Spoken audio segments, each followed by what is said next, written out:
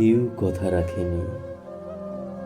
33 বছর কাটলো, কেউ কথা রাখেনি। ছেলেবেলায় এক বৈষ্ণবী তার আগমনেই গান থামিয়ে বলেছিল, শুক্লা পঞ্চমীর দিন অন্তরাটুকু শুনিয়ে যাবে। তারপর কত চন্দ্রভূপ অমাবস্যা চলে গেল, কিন্তু সে বৈষ্ণবী আর এলো না। 25 বছর প্রতীক্ষায় আছি। মামাবাড়ির মাঝি নাদের আলী বলেছিল, বড় হও দাদা ঠাকুর, তোমাকে আমি 3 প্রহরীর বিল দেখাতে নিয়ে যাব। সেখানে পদ্ম ফুলের মাথায় সাপ আর ভ্রমর খেলা করে। নাদের আলী, আমি আর কত বড় হব?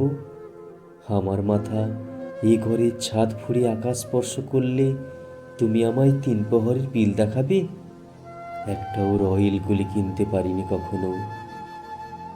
লাঠি লজেন্স দেখিয়ে চুষেছে লস্কর বাড়ির ছেলেরা। ভিখারির মতন চৌধুরীর গেটে দাঁড়িয়ে দেখেছি, ভেতরে রাত উৎসব। অবিরল রঙের ধারার মতো সুবর্ণ কঙ্কন পরা ফর্সা রমণীরা কত রকমের আমোদে হেসেছে। আমার দিকে তারা ফিরেও চায়নি। বাবা আমার কাঁধ ছুঁয়ে বলেছিলেন, দেখিস একদিন আমরাও। বাবা এখন অন্ধ। আমাদের আর দেখা হয়নি কিছুই। সেই রয়েলগুলি, সেই লাঠি লজেন্স, সেই রাত উৎসব আমায় কেউ ফিরিয়ে দেবে না। বুকের মধ্যে সুগন্ধি রুমাল রেখে বরুণা বলেছিল, যেদিন আমায় সত্যিকারের ভালোবাসবে সেদিন আমার বুকেও এরকম আতরের গন্ধ হবে। ভালোবাসার জন্য আমি হাতের মুঠোয় প্রাণ নিয়েছি।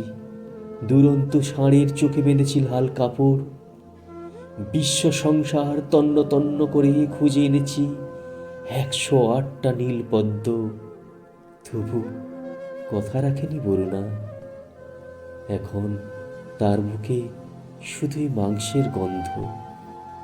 এখনো সে যে কোনো নারী, কেউ কথা রাখেনি।